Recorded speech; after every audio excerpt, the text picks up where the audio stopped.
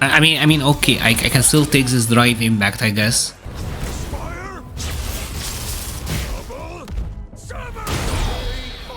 So in the previous video, I was trying to show up my guy, let you guys see how sick Lens is, but it got turned into that I'm scrub, and I don't know that if you block the drive impact, it's less killing. Obviously, it is less killing, but is this gonna kill? We're gonna have an is this gonna kill moment. And you know what is the best thing about Street Fighter 6? It's the fact that we can go back in time and challenge this. So I'm gonna take control again of Terry, and I'm gonna block the drive impact, right? Let's check out if the combo is gonna kill or not. Alright. Here we go. And the best thing is I don't have to do the combo.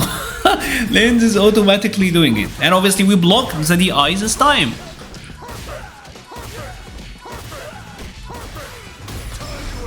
I don't think most people realize that he had CA. So, is this gonna kill? Obviously it was gonna kill anyways. Now that this is settled, it's story time with Mura, because I'm gonna talk to you guys today about the strongest, the best, the scariest, and potentially the trolliest grappler that Capcom have ever created in modern fighting games, and that is Rainbow Mika. Absolutely one of my favorite characters in all of Street Fighter actually. I love this girl so much. But R.Mika, especially during Season 1, was a menace. This character was scary. And if you think Zangief right now is good, oh my god, Zangief is broken. You haven't seen what Season 1 R.Mika was like. This character was absurd. She actually is the winner of Capcom Cup for that year. There were 2 R.Mikas in top 8. R.Mika even made it into the grand finals of EVO. She was everywhere, and a lot of people would seriously consider her top 3, maybe even the best in the game at that time. So today we're gonna talk about what made her so strong, what made her so scary, and obviously what happened after, because she got a wall of nerfs. As a matter of fact, R.Mika actually got nerfed before the game came out.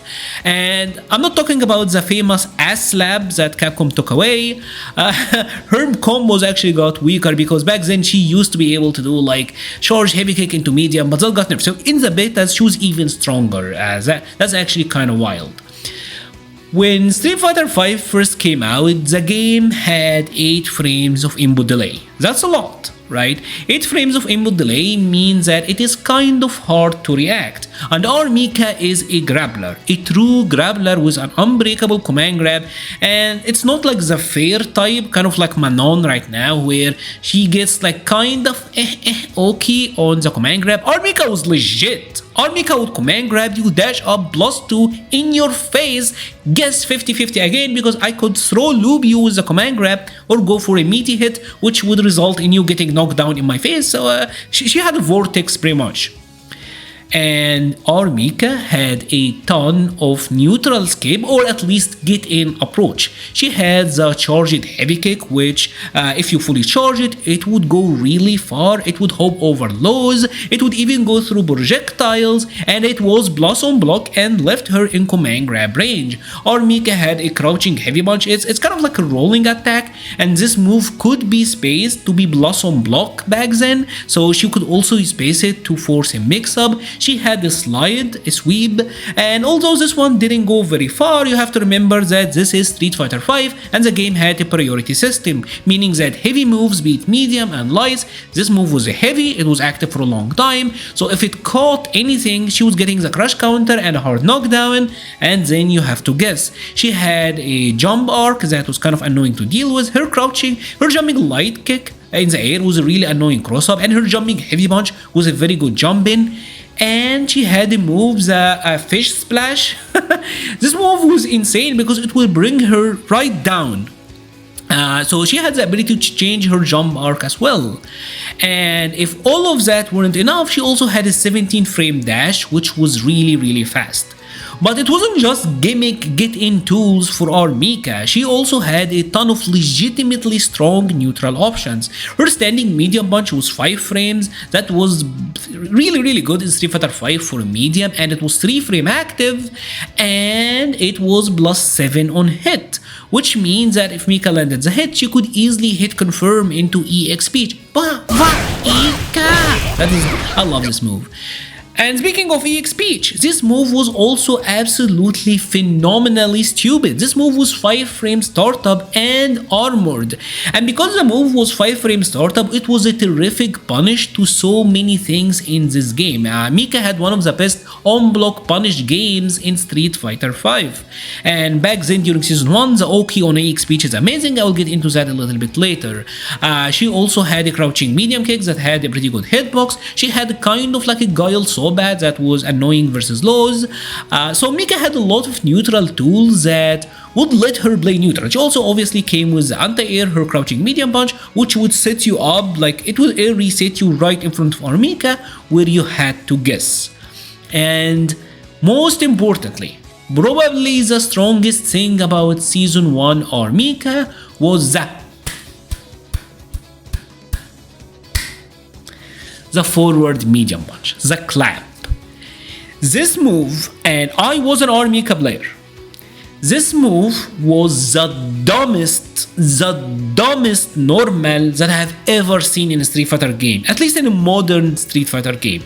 It was stupid. This move was 6 frame startup, which is pretty fast, forward moving, Mika moves forward, 4 frames active, which for Street Fighter V that was a ton. And it was only -2 on block, and obviously because of the active frames you could make it plus in meaty situations. And if she happens to get the hit, Mika gets a follow-up where she gets to throw you. Here's the thing about R.Mika. R.Mika had some of the best corner control options in the game.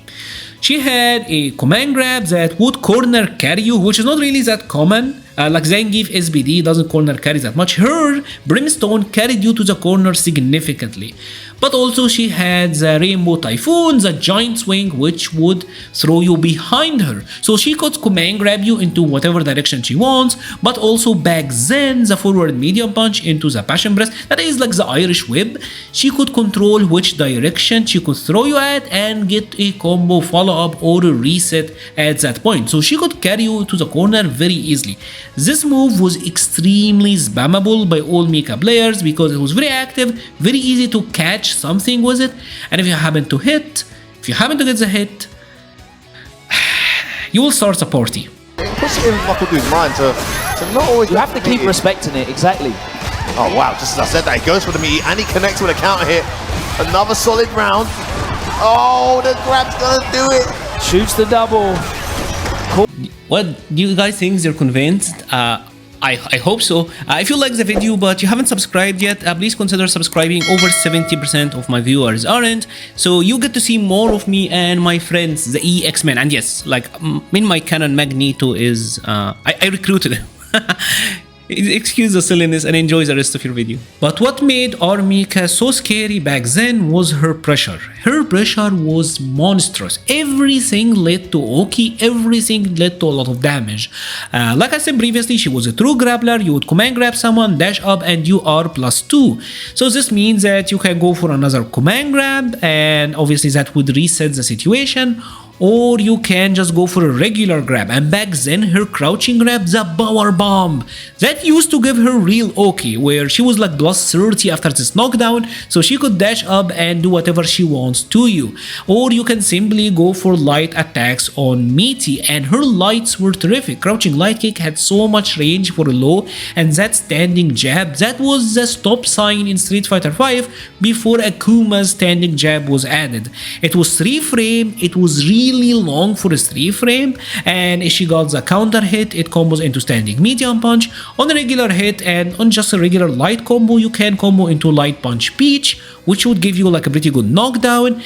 And even EX Peach, which back then gave like really good knockdown actually. It was later nerfed to only give you like +1 advantage, but back then it was like +4 or +5, so you could absolutely threaten a command grab after that knockdown. And even up close, she had Lady Mika, that is the forward heavy punch. This was a crush counter that was also +3 on block, so If they try to backdash or do something stupid after like any knockdown or reset, this would land as a crush counter, you would get a follow-up combo, and even on block, it leaves you in range to check them with a standing medium punch, so the 50-50 was absolutely brutal at that point, and most of the time, if you happen to land a standing medium punch or just a jump in, whatever, you were able to land the Irish whip, which means that you could corner carry your opponent into whatever direction you want. You can air reset them as well, and Mika was just air reset city, especially once she got you to the corner. It was very difficult, and if he happened to get like a grounded forward heavy punch, the lady Mika, that could lead to a standing reset with her crouching medium punch, and then it is a right left mix up. So not only do you have to deal with a hit or command grab or strike mix up, there is also a right left mix up potential. Her V trigger 1 also enabled her to have a lot of right left mix-ups and just unescapable situations. Crouching heavy punch, Nadeshko! And if they try to jump, Nadeshko hits them. If they don't, they get command grab. There was so much strength, there was so much mix-ups with her. Funny enough, even her V reversal, which is supposed to be like a defensive option, right? Even her V reversal, she could use it, dash up and be +2, which means that you would have to guess. It was like getting V reversaled by Mika was the equivalent of eating a command grab, where now you would have to guess. And defensively, she was pretty great. She had 950 HP, which actually pretty good back then, I believe, and Mika also had a standing light punch that was 3 frames, so that's good. It was very long range, and her standing medium punch was very effective. Because R.Mika had that Irish whip, it means that anytime she got a, say, wake up jab that would counter hit into medium, into Irish whip, so she was able to switch sides easily, or just like jab and then throw tech. So her defensive options, and with the V reversal and how potent it could be, R.Mika's defense was also fairly strong. And with the V trigger, that's a one-time activation, and a forward heavy punch that could easily crush counter, she could get 2 V triggers in a round, although she would probably end you before then. R.Mika was a menace because everything she did led to a mix-up. And it's kind of funny reading like the patch notes for the season 2 of Street Fighter V, where they said like R.Mika was able to mix you up anywhere, anytime, and that was the reality of the situation.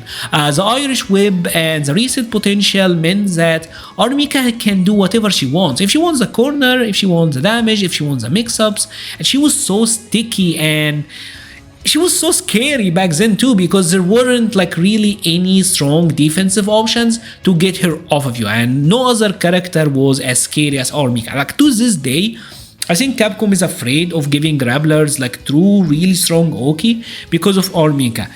She got extremely nerfed going forward. They obviously nerfed the V reversal so that it no longer gives Oki. Actually made it slower as well, but that was universal. They nerfed the clap. The clap that was insanely abusable. It became -8 on block, and so now it's like really punishable. They nerfed a lot of her damage across the board. R.Mika was nerfed in so many ways, but she was still relevant, and she was a character that was still played a lot up until the later seasons of Street Fighter V, where the meta shifted more into like single hit confirms and log checks. But I think even until the very end, R.Mika was pretty alright. She was certainly one of the weakest characters, but let me tell you, man, R.Mika was hype. Like, I would love to have R.Mika again. She is like chaos incarnate, and I absolutely loved her. And back then, as someone who played R.Mika, that's actually kind of a funny story. I got so much hate mail during that first season of Street Fighter V for playing R.Mika that I got more hate mail in that first season than I had gotten for like the remainder of Street Fighter V and 6. It was actually kind of insane. R.Mika players, they were haunted back then. People would hunt you, and like it was wild. It was wild days. Anyways, let me know, do you remember Street Fighter V's R.Mika? Do you happen to use R.Mika? Did you play against R.Mika? I don't know your thoughts about her. She's the coolest character ever, man. I wish Capcom would bring her back. Anyways, if you have enjoyed this video, please leave a like or a comment. It helps the channel so much. I will be leaving a link to the Patreon, Discord, Twitter, and Twitch pages in the description. Thank you so much for watching, and stay safe.